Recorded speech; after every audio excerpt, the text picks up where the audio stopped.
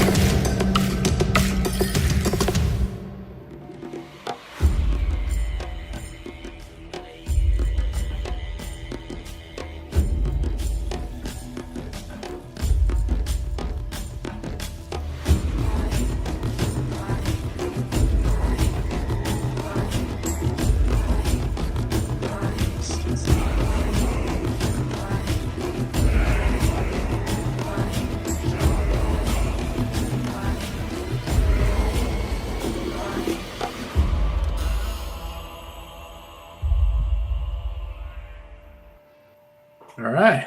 Incredible. Ooh. What a trailer. Oh. What a trailer. Well done. I think that's valid for sure. Wow, amazing. By the way, everybody who's watching, if you want to go, please go back it. And if you want to go back it, you can actually just go straight through the QR code in the corner. It's there. You can click through there if you want to. If not, check out, go on Kickstarter, Apparition, and you'll find it right away. The Kickstarter is now live, so you can go back that book now. And without further ado, going to be going through all of you a little bit at a time, kicking things off, a little introduction question, and then kind of see where we're at with time there, and then getting into it there. So first off, Tom, Yes. the last time we talked, you gave us a lot of incredible deep dives into the whole world that you're creating, especially specifically the boy and the bot. For those joining us today for Apparition, how is this new project represent the next chapter in your journey and in Another Door Comics journey? Sure. So basically what we started with was the boy and the bot, right? And the idea was, as I was writing that, I was writing with all these different characters that were kind of coming in and helping to kind of move the plot forward and et cetera. And some of those characters I just kind of fell in love with. And I was like, wow, I really want to learn more about this one. I want to do more with this one. And, you know, I knew I wanted to do all these other titles in different genres, right? So we have the sci-fi adventure through the boy and the bot, but I also knew I wanted to do horror, supernatural thrillers, and so on and so forth. And I felt like through the Winthrop Corporation as a whole, that company and its like holding companies gave me sort of the background to go into deep dive into these different genres. And I knew I wanted to do the horror one next. And the reason why I wanted to do the horror one next is this story I wrote back when I was in college, back, you know, when the cavemen, you know, roamed the earth. and so I wrote it back then. It was like my senior thesis for that, and I illustrated it back then. So it was in my back pocket. I always wanted to tell this story, and that's why I even included them in the boy and the bot story, is like the Winthrops and so on, is that connective tissue, knowing eventually I would want to get to this other story. And once we started, you know, I started crafting like Thomas Winthrop and his father and all stuff. I was like, there's a story here. There's a good supernatural story that I want to tell here. And obviously it's only as good as the people you surround yourself with. And that's why, you know, bringing in Daniel, who's been a fantastic collaborator, Ren and Daniel as well. It's going to be Daniel 1, Daniel 2. And but it's been absolutely fantastic just working with them and seeing how the book has been coming together. But while the boy and the bot was targeting that, you know, I wanted to target a younger, you know, that 12 plus, which this book does too. But I really wanted something that families could share together, right? That Amblin entertainment, that sort of big adventure, wish fulfillment for kids. You know, stuff that I grew up on, like Goonies and all that stuff. Like, I also have that other part, which is like the horror films and the supernatural films that I really loved growing up, right? Like, you know, like Fallen was a fantastic film with Denzel Washington, and there was also like Devil's Advocate with Keanu Reeves and then others. So, like, I always want to tell like this kind of story that kind of just delved into the supernatural. And with that, I also wanted to bring in, you know, because again, people have done supernatural stories. We've seen it, like, so if you like stuff like The Crow and Spawn and other stories, like, you know, like those types of like coming back from the dead, you know, type stories. But I wanted to give it obviously a different twist than what we've seen before, so that it feels unique into this narrative. And then adding in like the Haitian sort of shaman voodoo component, which again, really that cool gives us element. a whole other, it gives us a different point of entry and a different philosophy to it than maybe we've seen before, like, you know, with Ghost Rider and some of the others. So again, there's a lot to come there. I don't want to spoil too much, but that was sort of the precipice for it. Was like, this was the next one I wanted to do, which was that supernatural thriller. So that's amazing. Yeah, it makes a lot of sense, because initially people thinking like robot story, boy in the bot story, now Apparition. What is the connective tissue there? But as you just said, and once you get into it, it does connect extremely well. And we'll be getting into other stuff that I've already been privy to and how everything connects, and it's really cool. So I'm really excited. Thank you so much, Tom. All right. So next up, let's ask Daniel a question. Daniel Maia, I should say. Daniel, all right. So you've built a career across Portugal and the U.S. scene. For viewers discovering you today for the first time, you know, you've won a ton of awards in Portugal. You've won Marvel's Chester Quest. You later worked at Dark Horse. You've had a ton of experience. What's it been like? How have those milestones shaped you? Sorry. How's it all shaped you to this point? So essentially, you know, well, Chester Quest, all the awards that you won, all these things, how's it all led to this? Well, how do you... I think it mostly shaped me around.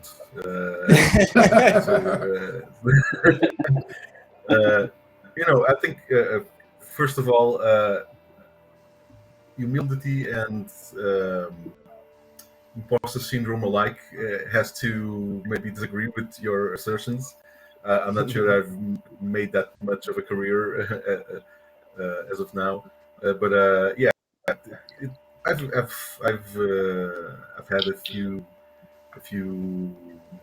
fortunate projects and opportunities.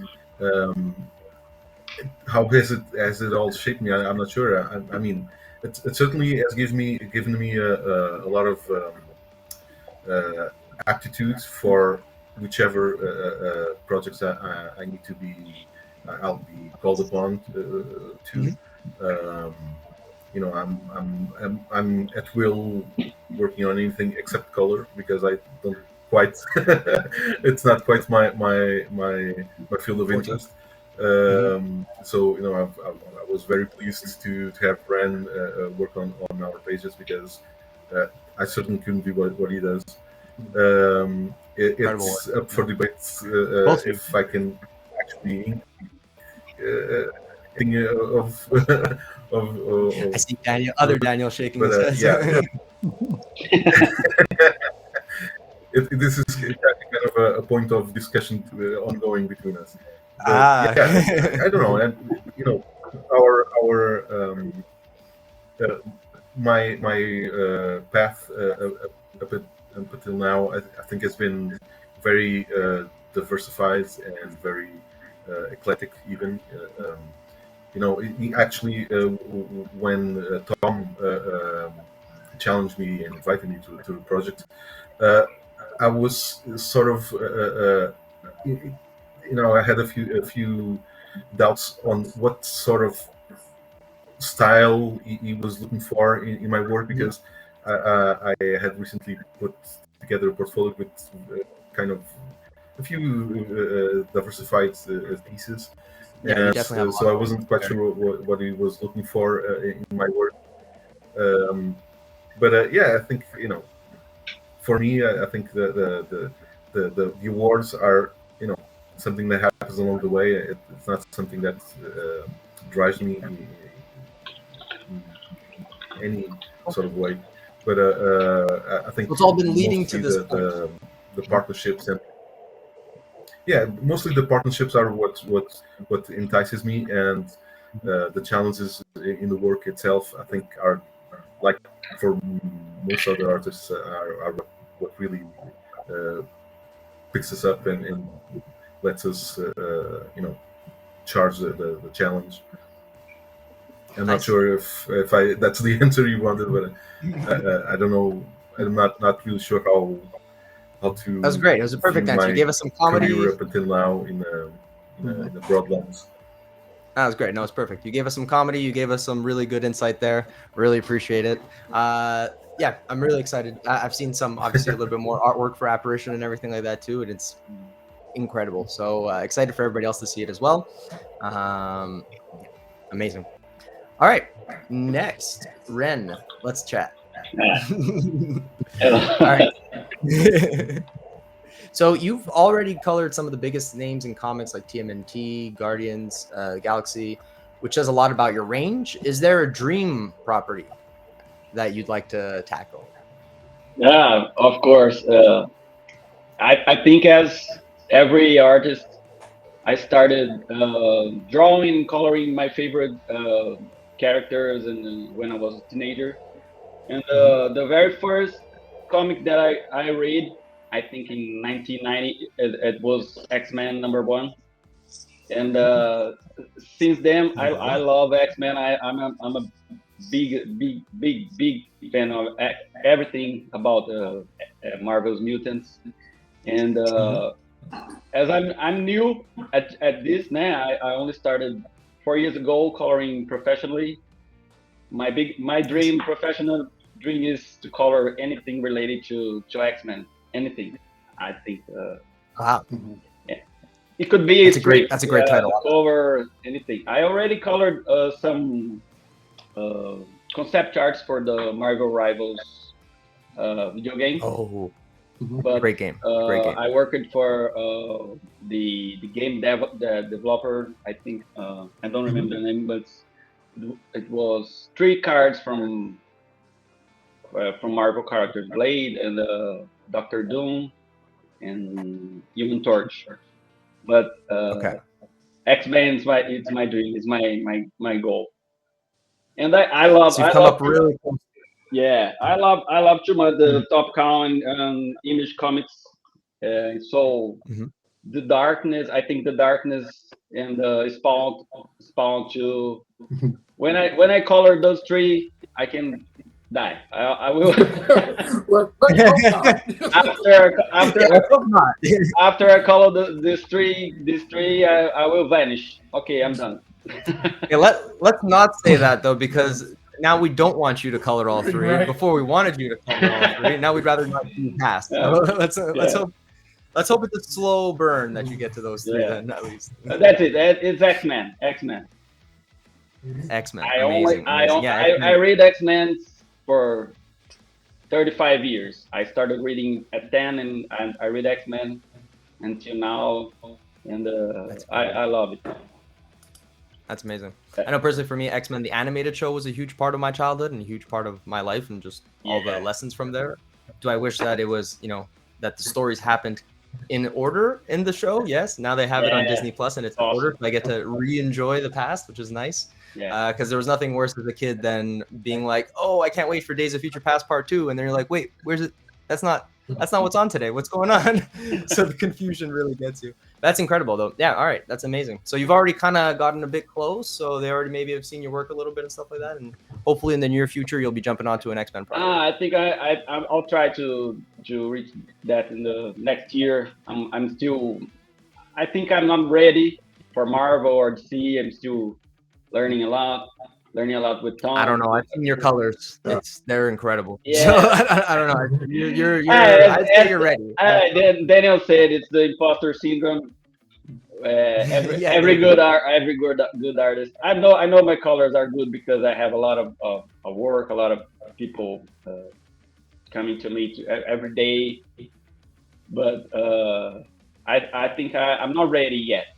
I can do it if they come. I can do it. Yeah. He's ready. Marvel. Maybe next year. I'm on the way. I'm preparing. I'm preparing for that next year. Amazing. Well, I'm wishing you the best of luck, and I hope to see you soon on an X-Men project. Wow. Amazing. All right. So next up, and I kind of set this up a little bit. So the reason I wanted to ask you about what your dream project is, Ren, is because the next person I'm going to speak to is actually living out their dream. Daniel Henriques. So a little backstory here. Daniel has actually been on the first iteration of Geekz, so first the podcast. Unfortunately, it doesn't exist anymore. It's down. I couldn't save the files, unfortunately, and stuff like that. Otherwise, I would have loved to repost that interview, even though I did horribly in that interview. I was so nervous. But anyways, in that interview, Daniel had mentioned that his dream job at the time, this was 8 years ago, something like that. Time flies. I have 3 kids now, so I didn't have any then. That's a lot. But yeah, so your dream at the time was to work on Spawn. And then maybe 2-3 years later, so Ren, put it into existence and it's going to happen. Yeah. 2-3 years later, you started doing a lot of inking for Spawn, right? At the time, you were doing a lot of inking for DC and Aquaman. And then you started doing a lot of inking for Spawn. And now you're no longer just an artist. You're a writer because you have The Curse of Shirley Johnson out now. So that is incredible. Congratulations, first of all. I want to give you your flowers from what a journey in the last 7 or 8 years. Really making your dream become a reality. So that's insane. So what's it been like actualizing your dream? What advice do you have for Ren, since that's relevant? And how has it been going from illustrator to writer? So let's just start off with the first one. How's it been like actualizing your dream, and any advice? It's been really good. It's been really good. But even before getting into that, let me hijack Daniel Maia's answer a little bit, because I don't think Daniel sells himself well enough. Because again, first of all, you were saying that he got all of these accolades and everything, and how it shaped them. First is his massive ego that I think it then kind of stops him from actually being able to go and talk about his talent because it's clashing. But the work that Daniel does is just amazing. And even the joke that like I was ripping my hat about inking, because I don't think Daniel needs an inker at all. Like Daniel can actually do it all, including the coloring. Because even when he just does grayscale and everything, like everything's there. He actually did a cover for The Curse of Shirley Johnson that's not out yet, and he did some gray tones and everything. So again, I think Daniel needs to up himself a little bit more because the work that he does is amazing. And what I've seen so far, even on the parts that I worked for this project, just everything that he's doing, it's, in my opinion, like really, really up there, like some of his best work ever. That's looking really good. In the background over here. Go on. In about the dream per se, and Daniel is a part of that, even just as a friend of us talking consistently, because we talk pretty much every day, and he's been following my I don't know, climb to the industry or side move, I don't know how to call it, because the majority of my career has always just been inking, and then I had the chance to pitch a story idea, and Todd was, you know, friendly enough, and you know, I'm very happy that he accepted it, that me and Jonathan Glapian are creating, and it's been really good. It's been really good. You know, it's a completely different animal, but I'm enjoying it quite a bit. I don't ink a lot anymore, but again, I would never say no to Daniel and like the awesome like stuff that Tom and Ren and everybody's creating here. So I'm very excited to work on this. I like the ability to flex all of these different muscles, because my main interest in the comic book industry is creating in whatever capacity. I'm glad to be able to do a little bit of everything. Yeah, that's really cool. And you're doing some cover art. You're doing a lot of covers nowadays too, right? If I'm not mistaken. A lot is a relative. Maybe not a lot. Yeah. But here's the thing, though. Because I literally have an open door. Fortunately, Thomas Healy, the editor, and Todd, like they gave me like an open door to do as many as I want. I just get lost a little bit, you know, in between like some of the inking that I'm doing, some of the writing that I'm doing, and pitches and everything. So I kind of do it as I can. And even I'll say, because Daniel will help me on that, because sometimes I'm working on a cover and I'm having a ball, like it's really great, and then all of a sudden there's this mean hand or a knee or something that's like, this just not right. I can't get it right because I don't draw nowhere near as much as Daniel. So I was like, hey, Daniel, look at this. What do you think about this? And in my, I was like, I'm just asking for an opinion. Yeah. And Daniel is always cool enough to send me a little sketch on it. Oh, look, what if you do it like this? I'm like, yes. And it helps my covers quite a bit. So it's full circle on all of it. Amazing. And yeah, thank you for giving Daniel Maia his flowers as well. Yeah, because his work is incredible, and yeah, he definitely undersold himself there. But yeah, just want to say that luckily we don't have today Rafael Loureiro. That was the first artist from the Boy in the Box, because now Daniel is my favorite artist. Before it was Rafael, but now I'm loving to color. I'm loving to color Daniel's. He's incredible. The details. Yeah. Oh, okay, Rafael. I'm sorry, Rafael. Daniel is my favorite now. But you know, actually, I was thinking, Ren, that you're in the right place for your burgeoning career, because Tom has had quite a good batting average to bring promote artists from his publisher to X-Men books. So I think Gabriella already did it. Yeah. I'm lucky. I'm a lucky guy to work with Tom. It's almost 2 years, right, Tom? Almost 2 years working. Yeah, you had Raphael, and you were the first two that we started with a couple of years ago. Yeah, it's been great. Incredible. Absolutely, yeah, it's been awesome. Amazing. All right, so keeping things rolling before Rafael is in the chat. I was going to say Raphael be here. Oh yeah, he is. Yeah, that hurts me. Our love meant nothing to you, Ren. I think he's upset. That's what he said. I have a hard night. Amazing. Cool. So going back to Tom. Tom, actually, I had a question. I forgot to ask you at the tail end of your intro. Sure. Because you actually showed me the actual old school Apparition, like the original copy. Is that going to be like, maybe not on this book, but on the next book, an additional, first of all, yeah, it'd be great for it to show us. That's the original. Yeah. Any plans to maybe add it as like an additional backers kit thing? Like, it's so, as all artists will tell you, like looking back in time at your old art is extremely cringe inducing and ego crushing. And so to look or aspirational for somebody else, I guess. But I mean, we may do something with it. But like, I have it so quick here because when I'm writing it, it's like, obviously I'm reinventing the story as I'm going. It's going into like book 2 and 3.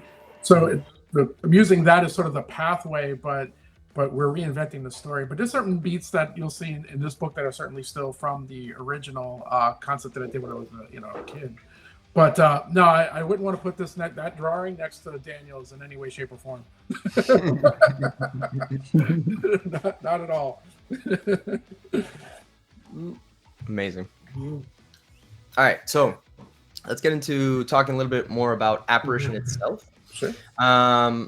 So last time we spoke, you mentioned that you really wanted the audience to care, right? Like that was a really, really important thing is obviously, right? But like you really want them to care about the characters, about what's going to happen next, about everything. Like it was really important. So Apparition seems to push that further. It's darker, it's heavier, a lot more introspective from what I've seen.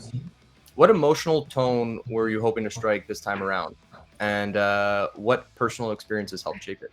Sure. So going back to the boy in the buff for a second, it's like, when you do these big robot stories, right? It's like a lot of times it always becomes these two giant robots, like, smashing into each other, right? Like a little kid smacking their action figures together. And I really wanted to do a story that had a lot more heart to it, right? More personal, more relatable to a kid who maybe has a sibling or, an older brother, or they, again, creating that dynamic. And and we go through that story, and again, I don't want to ruin that story because we have to finish up with book 3. But there's a big twist, that happens in that story, and because I was playing in that, I also wanted to kind of lean into, like, again, what I call the consequences of sin, right? Which is a complete departure from this whole like aspirational thing. Is all the stories, if you'll see it almost like a through line to every story we do, there's a family dynamic to every story, which is the relatable point of entry for all of them, right? So you have the boy who happened with his father, and in this story, it's the father-son dynamic with the Winthrops and what happens there. And one of the things I really wanted to get into is the consequence of sin, right? Everybody has their high points and their low points, right? And it's like, how do I use that as an entry point for the type of story that I want to tell, right? So in this story, again, without giving too much away, is, we have a person who, if you remember the movies like Scrooged, right, with Bill Murray, right, who was like, it's like that kind of thing, and the emotional character arc of that, where this person is this narcissistic, egotistical person, and through the events of his, his time, he starts to turn into and become this other character, right, this other person. And so when we see him in The Boy in the Bot, he's very much this sort of, crude kind of all about the self character.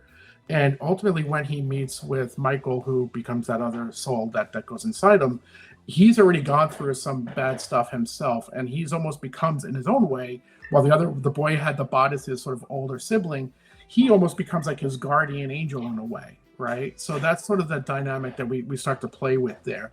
So if you think of It's a Wonderful Life, but like inside the two inside one body, right? So like it's a little bit of that. And so again, that's where the crossover happens. Really, is the family dynamics and some of that other stuff. But again, I'm really excited for people to see it. I don't want to say too much about it because there's so much that we haven't shared yet. But again, we lean into the horror, we lean into the supernatural.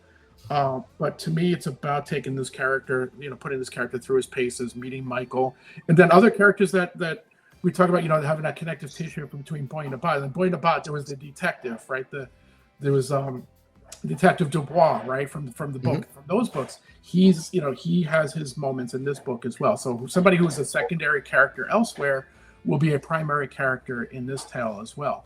So again, it's like, when we talk about connective tissue, it's not like, how when I was like at Marvel, right, where it's like this very linear kind of storytelling. It's more like what I would consider like a Sin City, right, where you have overlapping places and people kind of crossing paths like that. But you don't need to know one to know the other. But if you know both, it's a fuller experience, but you're not beholden to it. And I think that's important. So like, you can read about the detective in this story, not knowing about that whole other past story, and be completely fine.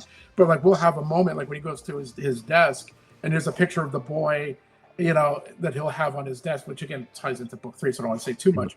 But again, there'll be little Easter eggs and little nuggets here and there, and that's why even just coordinating that, like with Daniel and Leo, who worked on the Boy in the Bot book, like the setting, the Winthrop office building, and all that, very similar situations where in one story it's a location that they kind of just happen to be talking in. In Daniel's story with Apparition, it's a key setting for what happens in the book. And so coordinating and making sure the buildings are exactly the same, the characters look the same, and it's a lot of that kind of coordination. And so again, I think hopefully people that enjoyed Boy in a Bot will be pleasantly very surprised by the shift in this one. And again, I think Daniel and the team are doing a fantastic job in bringing it to life. So immediately what I thought about when you first told me like the dynamic, and I was trying to kind of wrap my head around Boy in the Bot to Apparition, I immediately thought of the DCU, like the new DCU, and the way that James Gunn is planning on rolling it out. Like, for example, you went from Superman, which was really a everybody movie, everybody was able to go see it, all ages and stuff like that.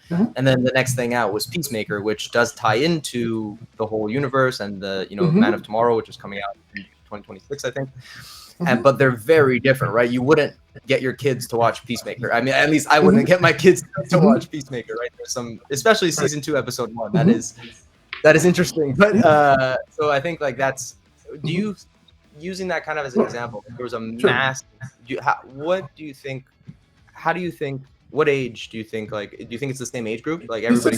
This is still 12 plus. I mean, granted, we're dealing with some central themes that are a little bit more, but again, if kids are going to see, things like The Conjuring and stuff like, like some of those supernatural things, I think will be completely fine in that space. So while it definitely leans a little older, 12 plus is still, we're still targeting a 12 plus audience for sure. So similar age is a different flavor essentially. Right? Correct. Yeah. And then when we talk about, the connective tissue, just kind of sort of the palette, kind of laying the foundation for that. When we did Signal in the back of The Boy in the Bot was very much that sort of just kind of planting the seed for some of that, because, that was, again, sci-fi story, the Signal, the backup tale, and that was also in the sci-fi space. And in book 1 of The Boy in the Bot, the boy is sitting there eating his breakfast, and like they talk about the news, like this comet crashing to Earth, what have you, and that's the backup story, right? That ties directly to the backup story. Again, completely separate, but it just shows that connective tissue. And again, that's very much what we're doing here and exploring this character, with the Apparition characters, and then obviously with the other stories that we're telling. But using that Winthrop building, like I mentioned earlier, that Winthrop Corporation is almost like the central nexus for all this other storytelling that's happening. And then other connective stuff that like we'll talk about other books later, how these intersections within the different narrative, that it's like, all right, while that character disappears, well, here's what happened with that character, right? And it's almost like, during my days at Marvel, it's like, when we would do the comic, like the stories between the stories, right? Like if you're telling, like, if we were doing like a movie or a comic book adaptation, or here's the scenes between the scenes and stuff like that. So we're playing in that space as well here as well. So it's amazing. Good stuff. All right, moving on to great answer, by the way, Tom. Thank you. Thanks. Question for Daniel Maia. When you first read Tom's script, were there any visual ideas that came to your mind right away, like shapes, shadows, textures, that you wanted to repeat throughout the book? Also, can you tell us about your drawing process on Apparition? Essentially, what was the drawing process like on Apparition from when Tom approached you with the story to coming up with these beautiful designs that we see right here?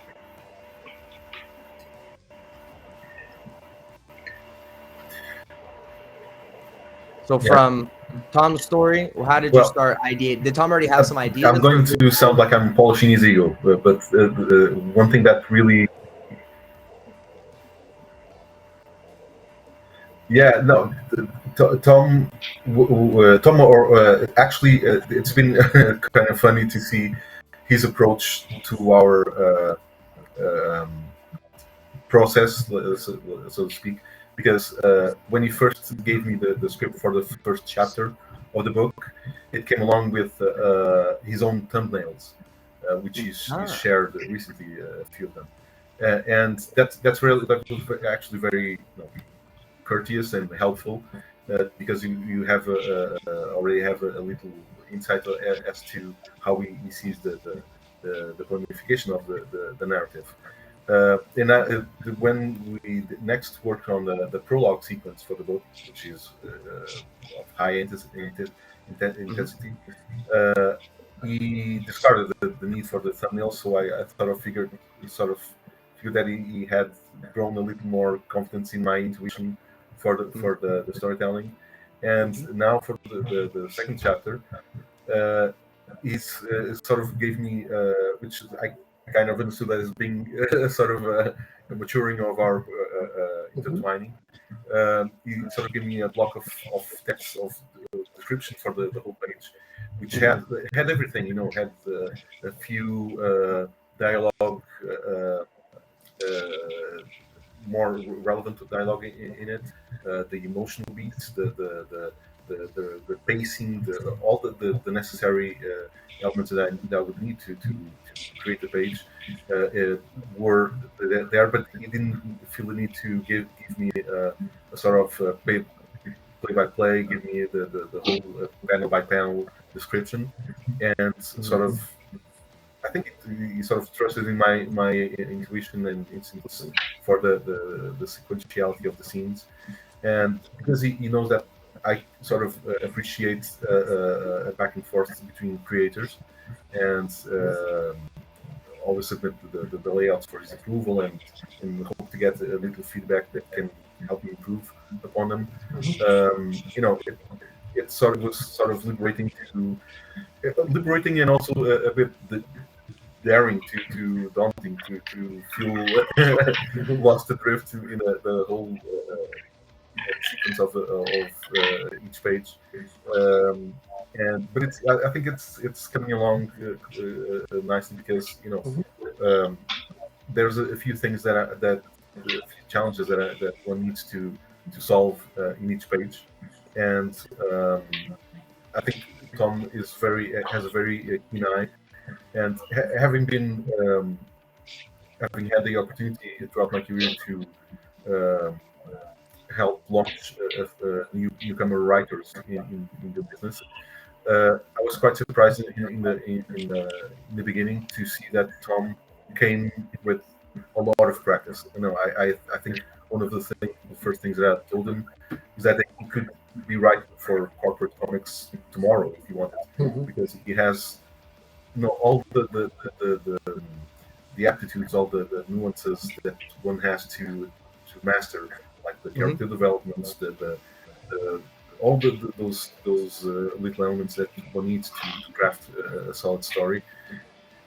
You already had, and it came with a very matured cinematic view for the whole scene. So I really felt right at home working with him, and I think mostly we speak the same language, and all the I can also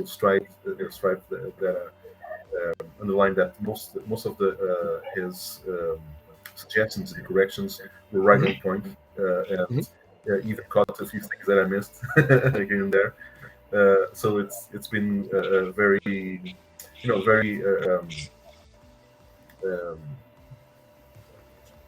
homey. I'd say it's the feeling. Nice. It's awesome. He's very allowing for us to bring something of our own sensibility to the work, and is very sharp, has a very sharp eye to what we're doing, and if it's going accordingly to the story needs, and also like I said, allowing us to pitch in a few hints to the story. So it's been great for the process. I mean, basically, I'm just.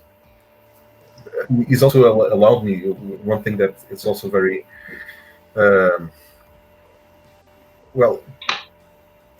it's kind of indulging, so to speak, because he's allowed me to just work on pencils before going into the finishes to inking. Because if you're penciling and inking your own work, it can be sort of tiring to do the same thing twice.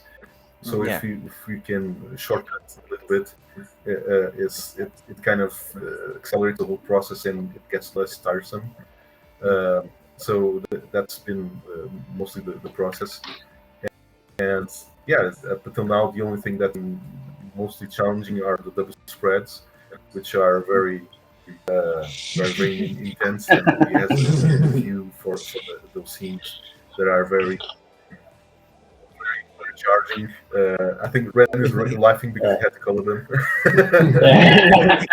Yeah. And I will say, just adding to what Daniel was saying, is like, I try to approach it as like almost like an artist first. Like writing is, I've done writing before, obviously, in past career and so forth. But I always saw myself as more of a creative on the art side, more so. And so what I always try to do is I give the plot beat, which is not probably the traditional way, is I'll give the plot points, how many pages are allocated, and then some thumbnails of the stuff. That's what we did for chapter 1. And and what's great, what I love about the whole collaboration thing is like I send those sketches saying, hey, here's kind of what I'm thinking in terms of in accompanying with the words and the reference and all that. And then Daniel spits back something that's completely amazing, and it's like, oh wow, okay, so that like it's great to see, like, it's like, oh, that's how he does it, not how I would have done it in all the best ways possible, like, And so that's why, like, when we got to like book 2 or chapter 2, I should say, like, I was like, all right, I'm not even going to give him, I don't even handcuff him in any way, shape, or form with anything I may provide, and so it was like, let him just go run and do what he does. And I'm not even writing in traditional scripts, script formats. We're writing it in like plot beats, basically saying, hey, here's the page. You need to start here and here. Go nuts, go have fun, And so I always look at the writing, and this is even like in the entertainment space, you see this too, is like, to me, the writing is really just, it's the road, it's not the journey, Like the journey is really what the collaboration and what the artists bring to it and stuff. It's like that just gives you sort of the writing is a little bit of a North Star to where you want to go. But just, when you bring in other talent, like the talent that we have on this call, it's like they're going to bring so much more to it than anything I could have ever thought of. So it's like, here's where I want to go. Here's the idea of it. Let's go have fun. So. Amazing. Well, everybody who said that they backed in the comments, you are in for a treat, because it is a beautiful book across the board. So amazing. All right, Ren, speaking of beautiful colors, your colors are incredible. One thing that I wanted to ask you, I had a few things I wanted to ask you, but another thing that I wanted to ask you was, do you have a through line? Is there a Ren Spiller page? Like, is there something like you've worked on, for example, Ric Flair? You've worked on, which has a classic American comic style energy to it. You've worked on Apparition, for example, and The Boy in the Bod. Very different styles, right? Is there a Ren Spiller style that you kind of try to bring to everything, or is there kind of like, all right, this is very different, let me dive into this tone, and then let me dive into this tone, or is there a through line? Yeah, actually, the Ric Flair was my second professional job. I think in 22. Woo! And yeah, and it was with Rafael Loureiro again. That's when our love began. Before it ended on this call, unfortunately. Before it ended tonight. But and I was learning a lot in the process of the Ric Flair, and at the beginning, I have this more superhero comic style. I think my colors are very saturated and bright, but I was beginning and was learning a lot in the process. And now, 3 years later, I have a lot of more experience the method, the process to coloring is more easier. But again, I never had colored a terror book, and so I'm still learning a lot. But it's very, very different styles. I think comparing Ric Flair and the Apparition, we can say that it's the same colors. I don't think the pages have things in common, but. So really, each job is a new task. It's a new kind of, you got to kind of find what that job. For me, each job each new job is a challenge, because I'm always learning, and I think the most what defines me, my coloring today, is my versatility. I can color.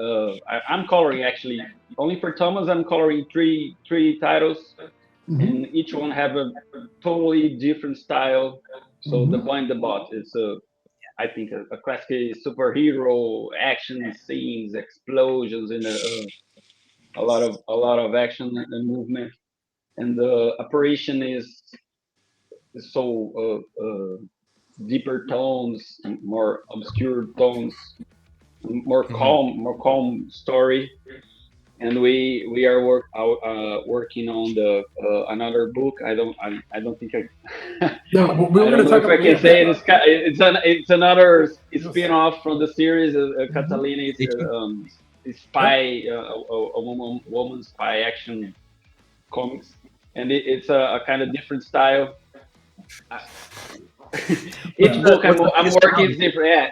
Because I have another clients. I colored another book last month from another terror book. It's totally different. I think this it's my biggest advantage. It's my versatility. I can color the child books, so action books, terror. So X-Men. there is no 3-4 years ago. I was looking for my pages from 3 years ago, and it's a lot of difference. I've learned a lot, especially because I'm working with a very talented artists like Daniel, Rafael, and Leo Rodriguez, who is drawing the Boy and the Bot now. All those artists are highly talented and already working since 10, 15 years at the market. And I'm only beginning, so I'm still learning.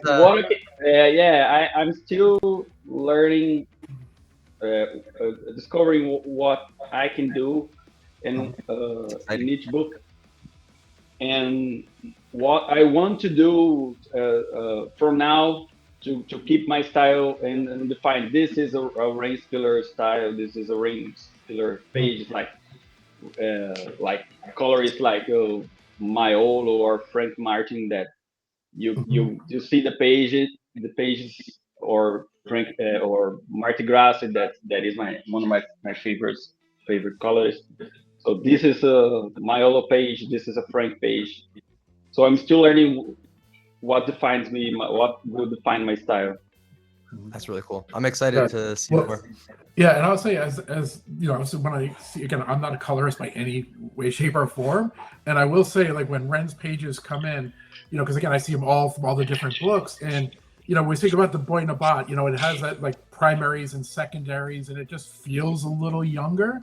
And what's fantastic with the Apparition book is like he's bringing so much more atmosphere to this one, because that's the kind of book it is. Like those cooler tones, and we see some of the characters, like we try to play with color a little bit in that like when we do the intro to the character, we're playing with like these icy cold blues, because that invokes a certain emotion, right?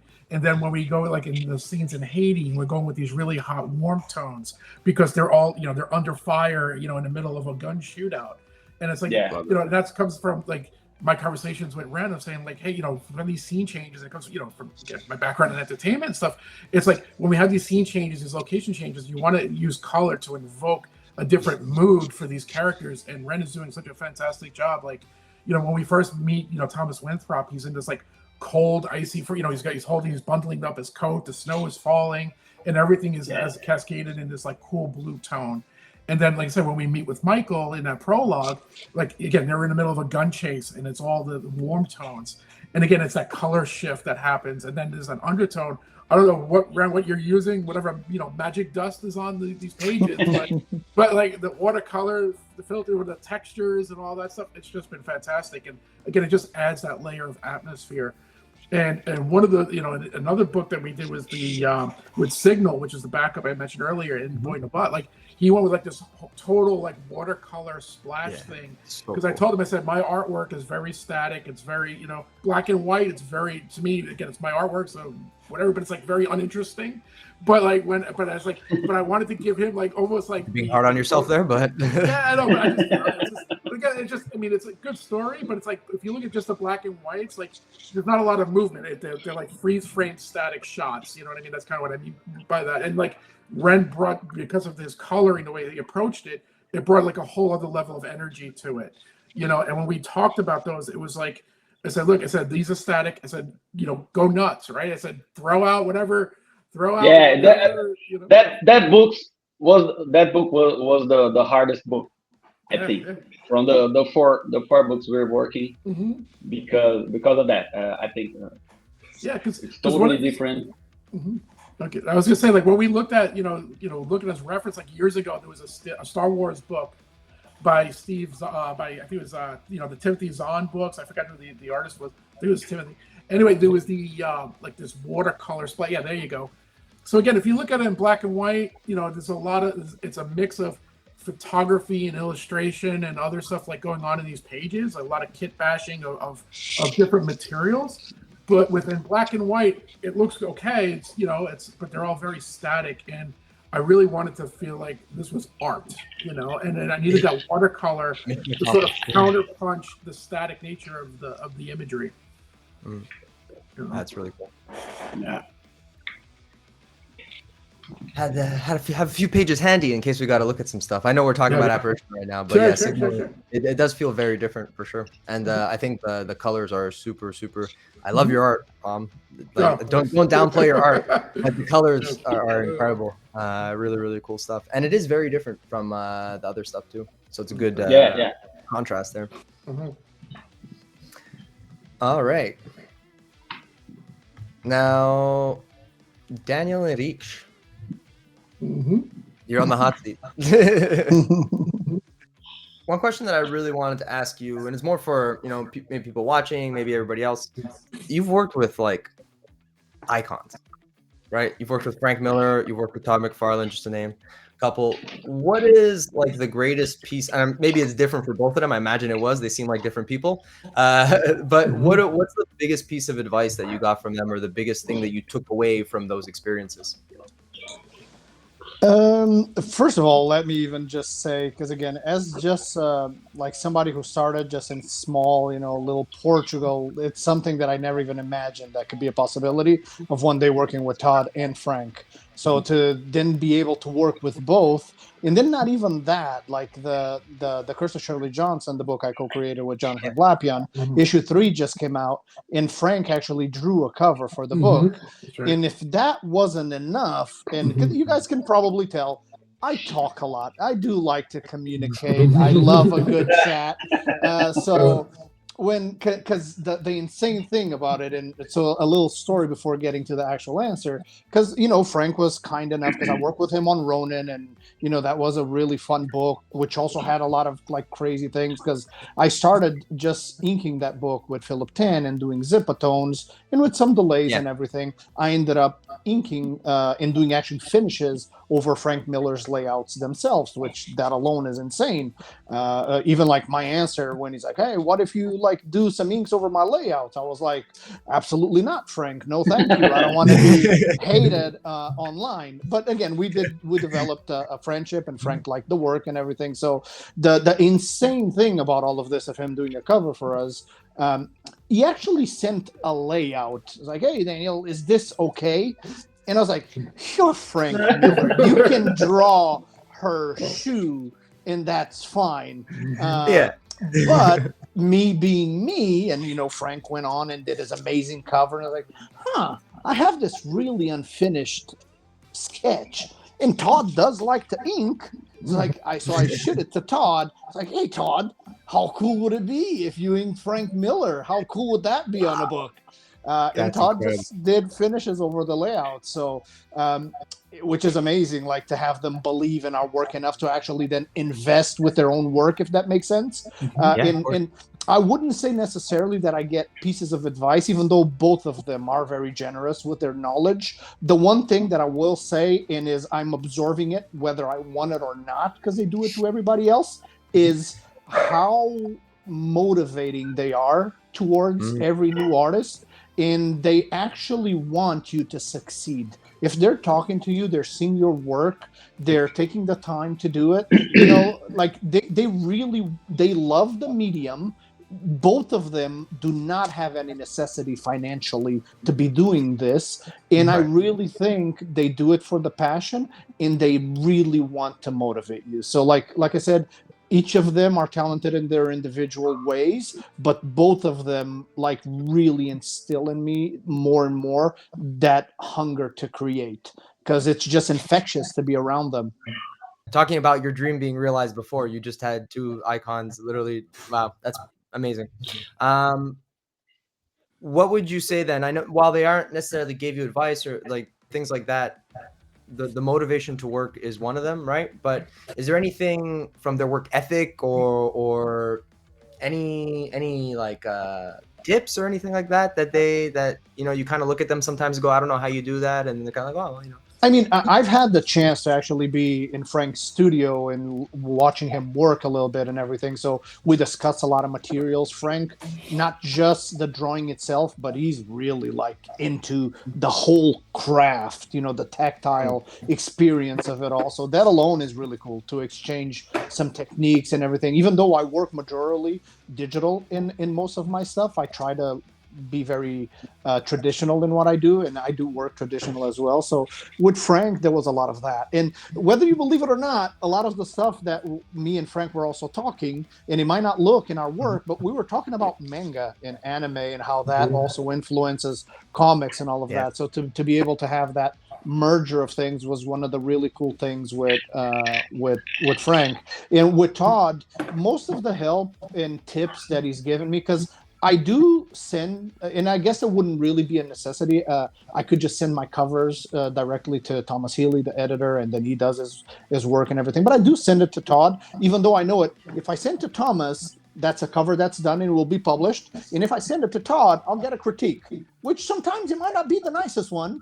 But by nicest one, I mean it's not just compliments, which is what I'm looking for. Like I really want to grow like I've been in the comic book industry for close to 15 years at this point, if I'm not mistaken. But I think there's always room to grow in whatever area that you work in. So Todd helped me a lot in the way that I visualize dialogue, because as a new writer, I've never had problems with world building and creating. Dialogue was the part that scared me a little bit more. And even though Todd didn't really came in and analyze everything I did, in talking to him, it did help me in understanding more the voice that I wanted to put out. But like I said, even though those are dream projects, I'm very lucky to, for example, like, again, the collaboration with Daniel, because in that is what Frank and Todd do. Because when Todd inked Frank, what he talked about was, this brings me back to the 90s and the 80s, where we would just exchange work between us. Like, you do this favor for me, I do this for you, you do this cover. And again, Daniel is one of my best friends, and I'm, I don't want to compliment him too much, or he doesn't get a big head, but I love his work. And the opportunity to do this, again, not just Frank, not just the writing, not just Todd, this with Daniel, some of the covers that I'm doing, like, again, everything that Tom and Ren and everything are creating, the whole cake combined it is really the dream for me, because we can talk about these big stars that influence everybody, but then to give me the opportunity of my career to work with my friends and do stuff that I believe, it's one of the biggest things that I could wish for. That's amazing. Great. That's perfect. That's what I was looking for. Those little nuanced little things like the dialogue you mentioned and stuff like that. And then always a great opportunity to pitch Daniel more so he gets his confidence up, because he didn't pitch himself too good there at the beginning. But all right, amazing. Thank you so much, Daniel. I think everybody benefited from that. Thank you so much. All right, Tom. Yes. You're kind of like Nick Fury a little bit, where you brought the Avengers together because everybody on this incredible in your entire universe. So really great work there. Speaking of that synergy, did Daniel and Ren's art help you visualize what's next in the story, or did you already have like a very solid understanding of what was to come, or even if you did have a solid understanding of what was to come, did their influence kind of change what was going to happen next a little bit in some way? Yep, absolutely. Yeah, for sure. I mean, like right now, the story, again, I have the bones of the story, right? The spine of it. And, and it's pretty much mapped out. So I know like what happens in, the Act 1, Act 2, Act 3, and how we kind of get to that final destination. So that's all sort of paved there. Right. It's just now, like when Daniel and Ren are sending the pages, he's like, Daniel will come in and say, hey, how about if we do this, or how about we try this and stuff like that. That's perfect. Like that's where, to me, where the money is, like that's the collaboration. It's like, so there's times when I'll make a pivot or something, like Daniel make a suggestion or something, I'm like, oh, that's a great idea. And how do I pay that off later? How do I seed that in now for later, etc.? And you'll see that in book 1, in chapter 1, there's some stuff that's like in certain shots that are almost like little nuggets of things that are going to come into part of chapter 2 and 3, etc. But yeah, it's some of it is just it's in reaction to what Daniel and Ren are doing, for sure. Amazing, cool. I love the collaborative energy. Yeah, I mean, like going back to what you were saying earlier, I mean, my entire career has always been about putting together the best teams possible. I would say probably my strongest thing, if anything, outside of writing and drawing and any of that stuff, is knowing who to bring in and how to surround yourself with really talented people that work really well together. That's not a challenge. That's not a challenge for you. I'm sorry, you can't list that as a challenge for you. I've always had a great. I mean, like I said, building teams at Marvel and other places, like I think that's probably one of my strongest things as a skill is to sort of assemble the team and then get out of the way. Should have worn an eye patch for this one. Right. All right, awesome. I'm gonna kind of go a little bit quick on these last few questions, but one thing, and you might have already answered this a little bit before, Daniel, but I was wondering, what was the hardest or most rewarding page or 2-page spread essentially in this entire book? Was it the one that's in the background here? Is this the page with the spirit kind of? I know you're on a little bit of a delay, I'm guessing, because because I see your reactions are a little bit off from everybody, so I'm assuming there's a delay on your end. So just answer whenever you hear it. Or if you want me to repeat the question, let me know. Which one? Essentially my question. No, we have a few. A few pages? Yeah, I think I'm seeing from my image my connection may be failing. No, for sure the most. No, it's okay. I think he's really sure, behind. I had an issue drawing like small Lilliputian figures. I sort of can't get my head around my hand around drawing them anatomically correct and everything.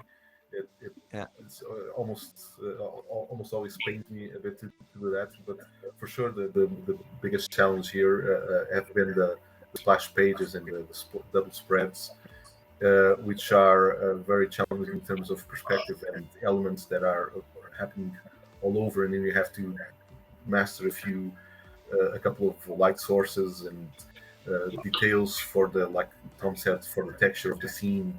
And funny enough, to two of the major double spreads that we have occurred in diametrically different sceneries. So we've had the grimy and dirty and high octane action, and the pristine, crystalline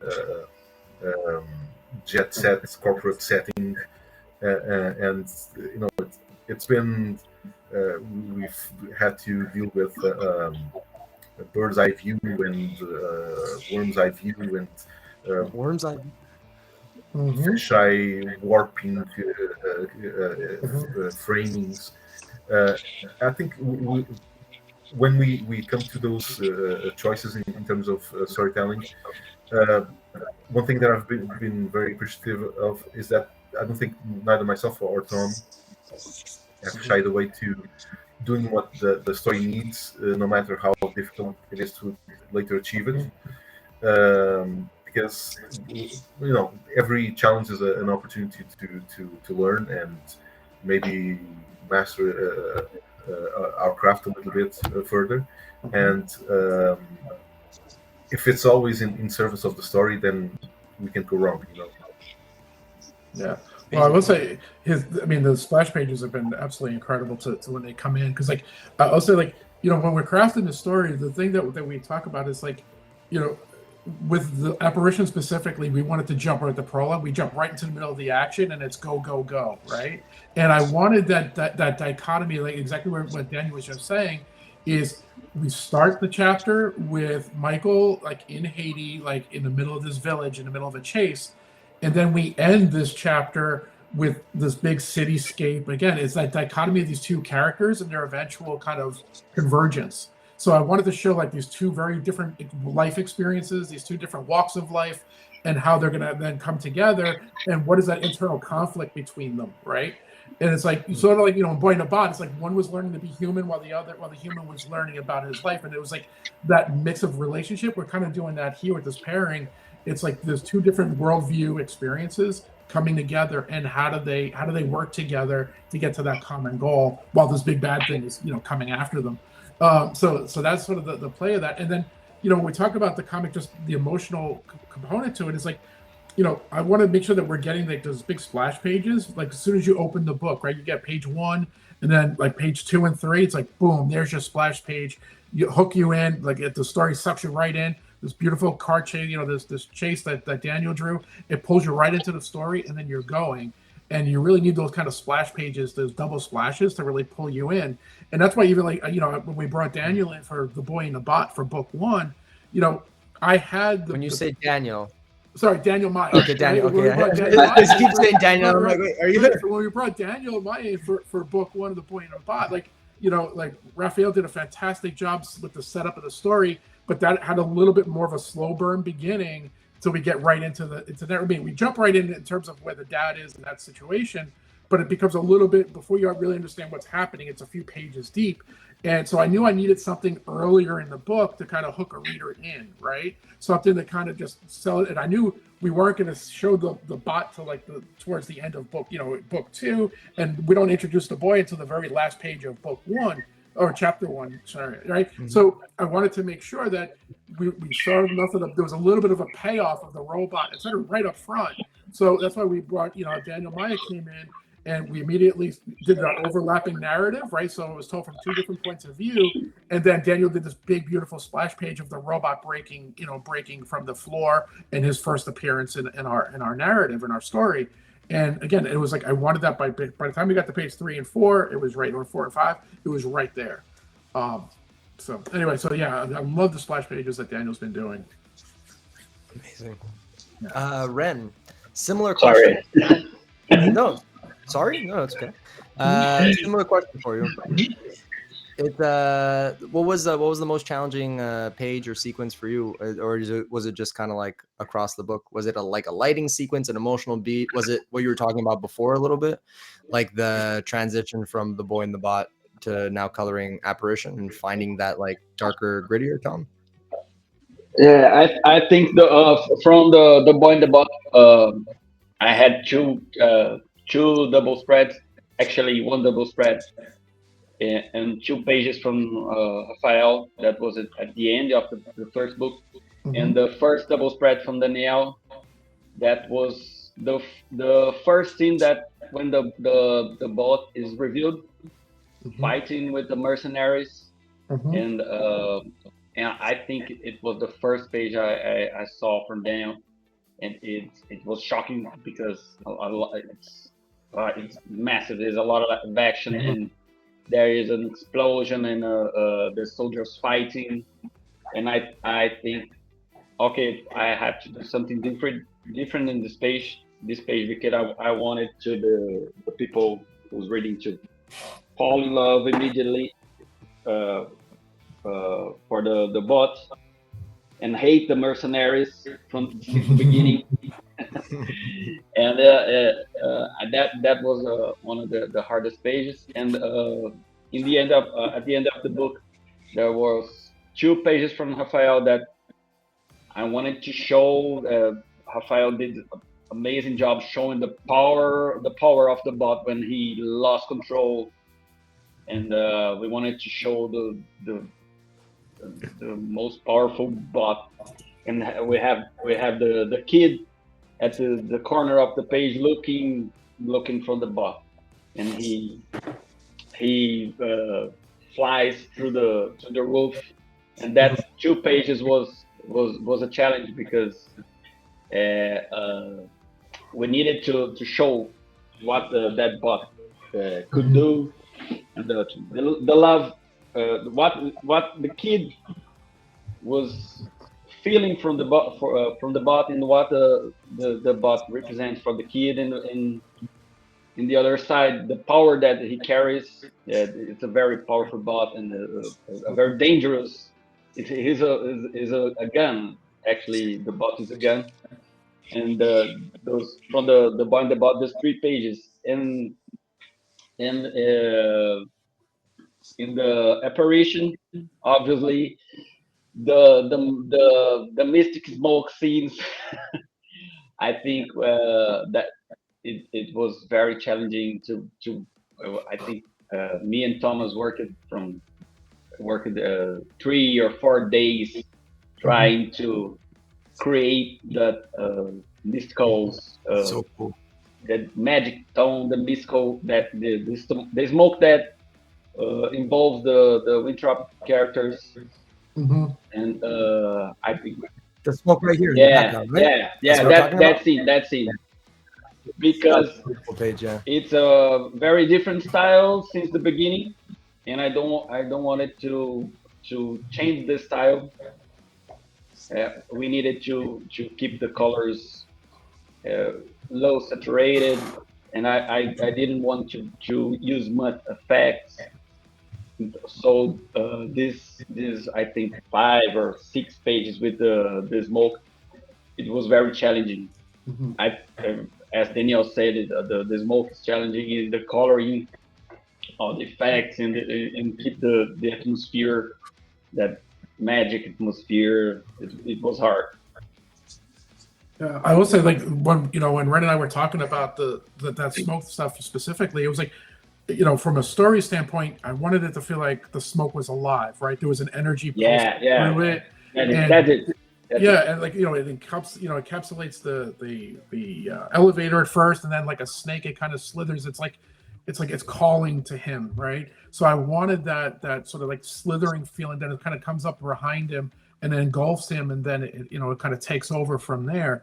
But really, it was just that and Ren did a fantastic job of really just getting that popping off of color. Like, this isn't just your traditional smoke. Like, this is smoke from another place, right? And it was like, and just the idea of like this energy, and what is that, right? And why is that? And then really, I mean, obviously, we show it in these pages. It's like, that's sort of the soul, coming into, whether the outside soul is going inside of Thomas, or Michael's soul is going in, but it's going in through this sort of, through this evil incantation, if you will. So yeah, I think the final results, it's incredible. Sometimes you don't know if the smoke it's coming inside the character, or if is leaving the character. It's very, very cool scene. Yeah, like I said, I wanted it to like where he's like choking him. I wanted to feel like it's going into his skin pores, it's going into his eyes, and all. Like, it's almost like if you think of it like a venom with the symbiotic goo or any of that kind of stuff, where it feels like it's just taking over. But this is this like smoke creature thing, this supernatural thing that's happening to Thomas, and we don't really know what's happening until obviously a couple pages later. But it just was a really strong opening, and I saw that in my head as like a low pan camera just kind of following this thing, like almost like through the eyes of like Jaws the shark, like kind of following through, and then obviously encapsulating the character. So the guys did a great job, bringing that all to life. I thought it was fantastic. A 2-page spread sells the entire book. Like honestly, like it really, really, really does. Also, if you're here for Apparition, we're gonna be wrapping up soon. But I do want to say, if you haven't had the chance to take a look at The Boy in the Bot, Tom, they could get it. That is correct, campaign, yes. right? So, through Apparition campaign. So you can pick up Boy in the Bot to get the whole world. Cool. All right. So we are going to be jumping to the greater beyond. We're going to be looking at voices next, but we're going to be talking a little bit first about just with Tom about the in general the universe at large. Daniel Maia will be jumping to start working on the giveaway that he's going to be drawing throughout this entire thing. We'll be checking in on him throughout to get an update on that. And Daniel Henriques, thank you so much for joining us. If you want to stick around, please do. If not, thank you for being here. Really appreciate it. But we'll be going to a bunch of other stuff. Always a pleasure, everybody. Thank you so much, everybody, the Apparition team. Thank you. I wish I prepped some sound effects and clapping and stuff like that. Amazing. All right. So Daniel, I'm going to pop you off now. You can see you in a bit. Camera. Perfect. And this was pretty fun for me too. I'm sure you're tired of hearing me talk about everything else. So keep exploring, the project, and I'm really happy to be a part of it and keep doing something awesome. And thank you, Daniel. And thank you for coming on and doing this for us, and obviously giving it your time to this. It's really been fantastic, and looking forward to all the work that we'll be doing together. So thank you. It's been amazing. So thank you. 100%. Always a pleasure to chat and to collaborate on awesome projects. Awesome. Thank you. I remember six years ago when I was starting to study the comic book coloring. And I was looking at the Daniel's Instagram, I think, or Facebook, and I grabbed some of his drawings to start learning. Oh wow! So I talked to him and at Facebook. If you can look at your messenger. We have a little chat. I think 2019. You gave me some tips. When I wasn't even thinking in working with books professionally, and I was talking to Daniel, and now we are collaborating. That's almost the same thing as Daniel with Frank. Yeah, I'm working with it. So cool. Yeah, I have a lot to thank Thomas with. I'm working with guys that I used to only admire it on the books or social on Instagram, and now I'm working with these awesome guys. It's the magic of Another Door Comics. It's bringing us all together. That's right. It's All right, you guys keep going. Have a good time. Amazing. Thank you. Thank you so much. Appreciate it. Bye. Take care. Bye.